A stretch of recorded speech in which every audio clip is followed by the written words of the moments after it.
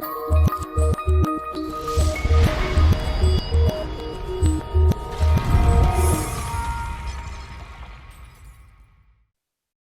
X-Ray Cat. I've got superpowers. I can see through wooden doors with my X-ray vision, wooden doors. Sam said, "You want a job here?"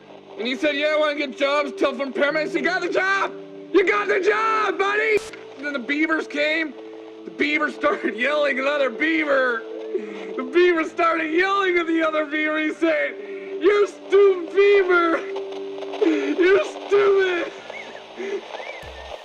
Freddy Got Fingered is simply a masterpiece. Now don't let the critics fool you, or the public opinion, or the Illuminati, or even the Scientologists. It is a masterclass of subversive comedy, as well as a touching family drama. At its core, Freddy Got Fingered is all about a cartoonist named Gord who sees his mundane life as if it were a real-life cartoon. For Gord, everything in life, much like a cartoon, is spontaneous, random, and unpredictable. As such, he believes that he is the main character wrapped up in his own animated hijinks. Detached from actual reality, Gord feels the compulsive need to be the center of attention. He uses his offbeat sense of humor as a coping mechanism due to his crippling lack of social understanding, whether it be in the workplace, when put on the spot, or whenever he's bored and alone. To him, everything is a manifestation of his own imagination, which explains his near imperviousness to actual physical harm. You see, Gord is a being of immense power, and as such, those around him do not share his level of indestructibility, as they all live boring, standard lives. Take the young boy Andy, for example. As a subversion of the typical setup where a child character causes mischief and the adults are constantly the victims of slapstick humor, here, Andy is actually the victim of serious injuries all throughout the runtime, while all the other adults can only watch helplessly. Hilarious. Look at Gord, he looks so unaffected. He knows. He looks down on small creatures. Like a hawk. Gord's only center in life is to make his own cartoons. The problem is that because Gord is so far removed from the world around him, nobody understands or can connect with his humor. No one he shows his art to is impressed, especially industry professionals such as Mr. Davidson, who view his work as amateur and unfocused. In other words, it sucks. His biggest detractor, however, is none other than his own father, who is a pragmatic man, uninterested in artistic pursuits due to his blue-collar conservative background. Gord's father is the biggest emotional hurdle in Gord's life. While it is clear that he only wants what's best for his son, his gruff personality and lack of emotional support hinders Gord from truly blossoming into an independent person. In many cases, and despite Gord's godlike invincibility, he is effectively in an abusive relationship with his own father. His father is the only one who is immune to Gord's antics, and he often calls him out on all his behavior. In retaliation, Gord's only mode of defending himself is to make a false rape allegation against his father towards his younger brother Freddy. You hear that, Dad? You're gonna pay! He's a molester! He's a child molester! Ah! Ah! You better run! You liar! Oh yeah, we totally forgot about Freddy. Gord also has a brother named Freddy, who is everything his father would expect out of Gord. He's organized, well-mannered, and is employed at a bank, a quote-unquote real job. Although he is rather well-adjusted, Freddy lacks a personality or any backbone, often being overlooked by his parents who cater more to Gord because of his arrested development. The dynamic between realistic and idealistic pursuits are constantly at play in Freddy Got Fingered. Another interesting familial dynamic is the one Gord has with his own mother, who often shields him from the angry backlash of his own father. You could almost say there's an Oedipus complex going on here, where Gord hates his father so much and yet he latches onto his mother, even going so far as demanding her to leave his dad to have sex with men from Greece as well as sports athletes. If I were you, I'd go out, I'd have sex with strange men, I'd have sex with basketball players, I'd have sex with Greeks.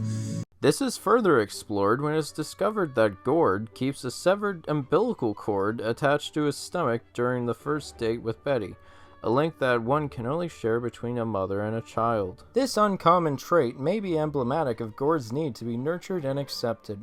something his father does not imbue in their relationship, and one that only he and his mother could ever share. Speaking of which, Gord's love interest Betty is another source of examination on how Gord views women.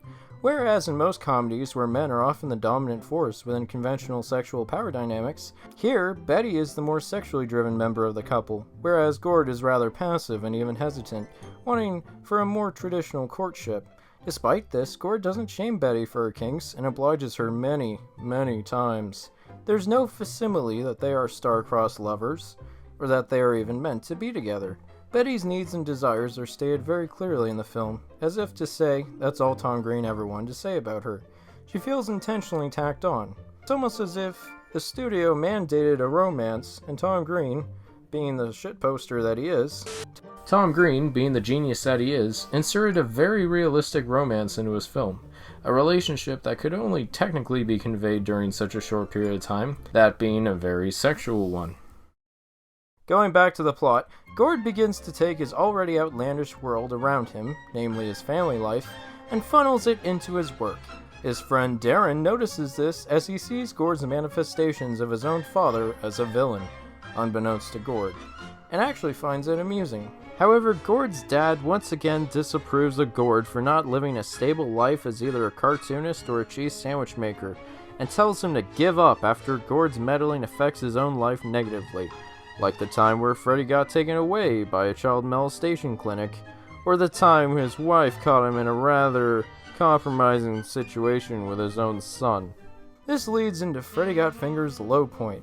When Gord decides to abandon his drawings, he loses his connection to Betty and everyone else around him, being isolated, angry, and disenfranchised.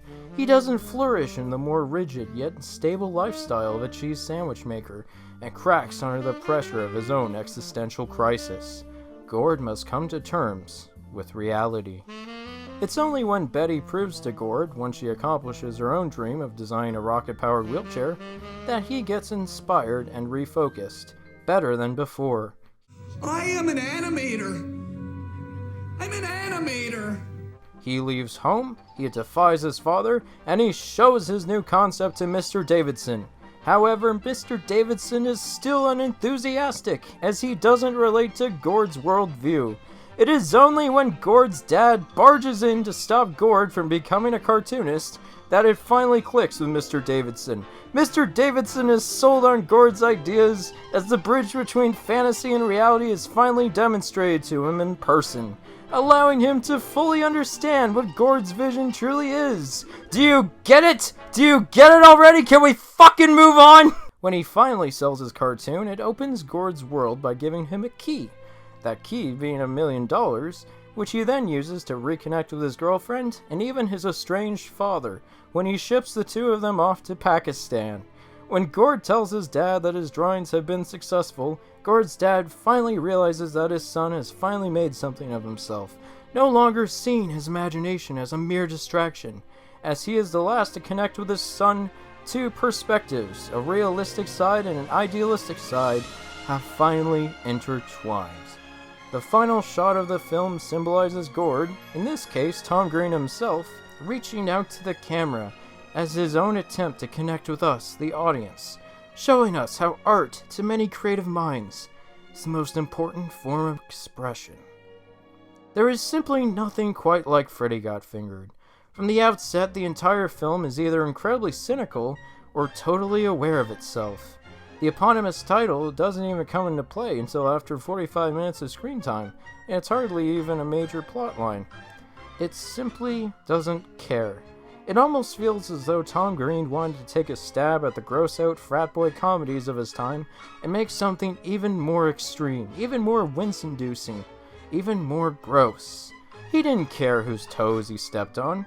He didn't care if a studio told him that showing a horse's cock was in violation of several censorship codes, and he didn't even care about winning several Razzie Awards. Well, this is an exciting day for me. You know, I made a great movie, you know, and I set out to make a crazy movie, and here I am. I'm getting a lot of attention for it, and it's exciting. From day one, when we started writing it, said we wanted to win a Raspberry Awards. I'm glad my dream has come true. I'm very proud, I'm happy, I'm excited, and it's a very proud day for me. Thanks very much. Tom Green is an icon, and I wonder if there will ever be another comedic force like him ever again. Yeah, you know what? I don't even know if I'm being ironic anymore. Fuck you, I love this movie.